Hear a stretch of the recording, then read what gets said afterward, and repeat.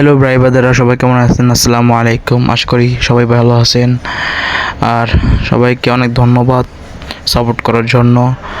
আমার দেখতে পাচ্ছেন অনেক কষ্টের পর আমি পিসি পাইছি, এটাই ইনাফ। অনেক মেহনত লাগছে এই পিসিটা পাইতে, 7টা বছর অপেক্ষা করার পর পিসিটা পাইছি।